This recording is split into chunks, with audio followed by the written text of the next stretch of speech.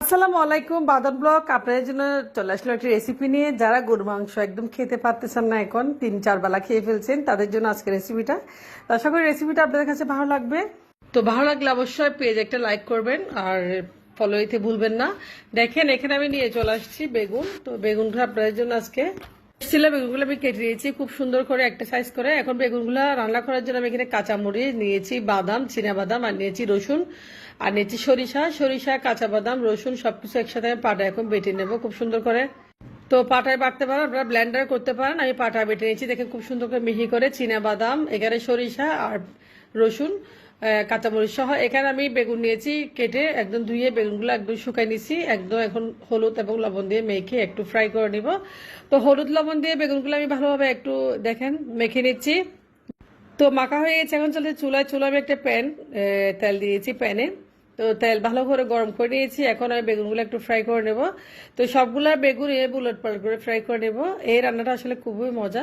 আপনারা এটা বেগুনের আচারও বলতে পারেন। এই বেগুনের রেসিপিটা আমার কাছে খুব বেশি ভালো লাগে। বেগুনগুলো ফ্রাই হয়ে গেছে, আমি এখন একটু উঠে নিচ্ছি চুলা থেকে। দেখেন খুব সুন্দর করে লালচে ভেজে নিয়েছি একদম কালার করে।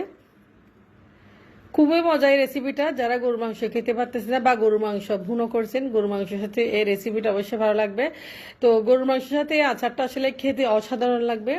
তো দেখেন এখন আমি চুলায় যে প্যানে তেল ছিল সেই প্যানে আমি পেঁয়াজ দিয়েছি একটা বড় সাইজের। পেঁয়াজটা আমি ভালোভাবে একটু ভেজে লালচে কালার করে একটু ভেজে নেব খুব সুন্দর করে। দেখেন তো পেঁয়াজটা ভাজা হয়ে গেছে, দেখেন খুব একটা ভালো গ্রান আসছে। আপনারা অবশ্যই বুঝতে পারবেন একটু লালচে কালার করে পেঁয়াজ ভেজে নিয়েছি। এ পর্যায়ে দিয়েছি এখানে আমি আদা বাটা, 1 টেবিল চামচ পরিমাণ আদা বাটা দিয়েছি।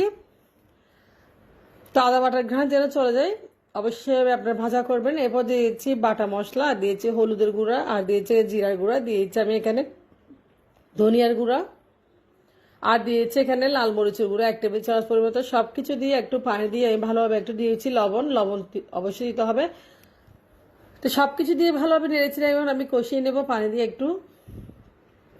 তো মশলাটা দিয়ে আসলে বেগুনটা রান্না করলে খুবই ভালো লাগে। দেখেন এটা বেগুনের আচারও বলতে পারেন আপনারা, খেতে খুবই দারুণ। এটা গরম ভাতের সাথে আর ভুনা মাংসের সাথে অসম্ভব মজা লাগে। দিয়েছে এখানে এলাচ, দারচিনি পাউডার, একটু গরম মশলার ঘ্রাণের জন্য।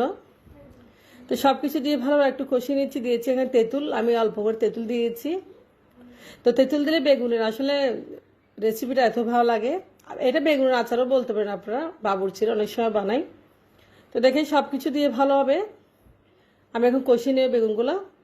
আর এই বেগুনের আচারটা আসলে বিয়ে বাড়িতে খুব বেশি মজা লাগে, অসম্ভব মজা। আপনারা চাইলে গরম ভাত দিয়ে মাংস দিয়ে এটা খেতে পারেন।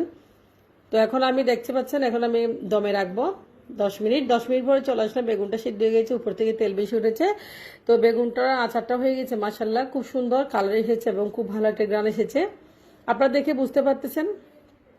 তো রেসিপিটা ভালো লাগলে অবশ্যই লাইক করবেন, শেয়ার করবেন, আর বেশি বেশি করে কমেন্টস করবেন, কেমন হয়েছে অবশ্যই জানাবেন। তো গরম ভাত, রুটি, পরোটা, পোলাও, বিরিয়ানি সবকিছুর সাথে এটা খেতে পারেন বেগুনের রেসিপিটা। তো আমি কয়েকটা বেগুন এভাবে একটু, যেহেতু বেগুনের আচার, একটু ভালোভাবে একটু ব্লেন্ড করে দিচ্ছি স্প্যাচুলা দিয়ে। তো বেগুনটা হয়ে গেছে, দেখেন খুব সুন্দর একদম কালার এসেছে, একদম ফুলের ফেলে আমি বেগুনটা এখন নামিয়ে নেব চুলা থেকে। তো এই বেগুনের রেসিপিটা অবশ্যই আপনারা বানাবেন, তো অসম্ভব মজা পাবেন আপনারা গরম ভাতের সাথে, এটা অসম্ভব মজা। তো আজকে রেসিপিটা একটু পর্যন্ত, আপনারা অবশ্যই ভালো থাকবেন।